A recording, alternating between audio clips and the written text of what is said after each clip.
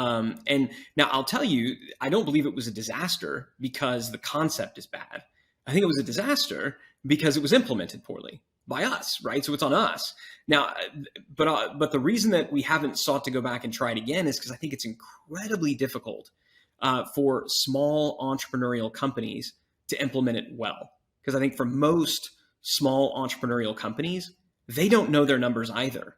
Yeah, and in fairness, he had a division of International Harvester. They were making hundreds of these big tractors and engine rebuilds a year. Had a large number of employees and fairly sophisticated financial information. So just so that you guys know that when you're thinking about your small or medium-sized business versus what I would call a large, medium, or large business that he has, there are some challenges and differences that come. So go ahead. Yeah. So in general, I think like what we decided is we share our revenue targets. So we share here are the revenue targets with the company as a whole. So this is our 3-year target. This is where we're going. And then what we do is we say, anytime that I ever share revenue, I say, now I want to remind all of you, if we go and make $10 million this quarter, that doesn't mean that that me and the partners are all buying Lamborghinis. I hope you all realize that the amount of money that, just like in your own home, like when you receive a paycheck, you have to pay bills with that. We do too, right? So our goal, our target is we're targeting this margin. Right. And it's out of this margin where we're able to, grow and, pay back debts and fund investments. So we're able to do all that. So in general, we're happy to share revenue and margin company wide. With individual teams, like so for the programs team, for example, that's when we can get into, well, what's the gross margin of this particular program? So what are you spending on these different things? Because they need to manage that. But I think by and large, I'm happy to say, look, if you've got a question about the financials of the business, ask. But just in the same way that, like, I don't share all the details of our household finances with my kids, I'm not going to do it with our team, not because they're children, but because they don't have all of the context, and it isn't necessarily the information that they need to succeed at their job. And that is the question I always ask is, what information does this person need to do their best work? And if that's related to finance, then great, let's talk about that. And if it isn't, then I'm happy to have the conversation.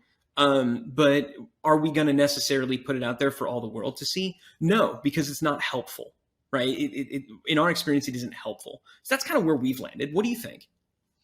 I've gone back and forth on it. I think that one comment that he made, I is something that he didn't say it this way, but I've always said, like, when you're an entrepreneur and you have people that work for you, your employees all assume that gross equals net. And so they think that if your business generated $3 million this year, that you made $3 million, and they really don't think about it. I mean, they really don't think about expenses at all generally. And so what was interesting to me was that they polled their employees, and many of them believed that it was 50% or more profit. And I think that that's something that a lot of people think. And I think that also, like, if you listen to a lot of people that are in the information or e-commerce space or SaaS or services, a lot of the things that we're into, you'll hear margins of 40, 50, 60%. Frequently, those are gross margins, by the way. They're not taking out all the operational expenses, and they're not even allowing for compensation for the owners. And so, but what was interesting was that many people said that. So I think that if you really want to have buy-in from your employees to be motivated and not think that you're just squirreling away millions and millions and millions of dollars, that letting them know what the margin is, they can do the math. So if you're going to let them know what the margin is and you're going to let them know what the gross is, then you're effectively letting them know the net. And so you might as well tell them, because it's going to be way less in almost every circumstance than they believe it is, which will then help them feel like, oh, I see, like, it's not I'm not working to make this person rich. And Yeah. not that there should be anything wrong with that, because as long as everybody's getting what they want out of the relationship, it should be okay. But fairness comes into play. So I think the first thing is, I agree with you. I like the idea of people knowing what those three numbers are. I think that's really important.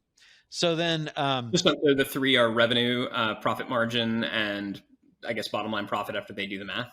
Yes. Yeah. Okay. And I mean, whether you want to do the math or not do the math, I think it doesn't matter. But I like the idea of that, because then you get into assignment of ownership for different categories of expenses related to, what those things are. And just as we in the scalable operating system, we've got the key financials are the balance sheet, income statement, cash flows. Those are really, really important.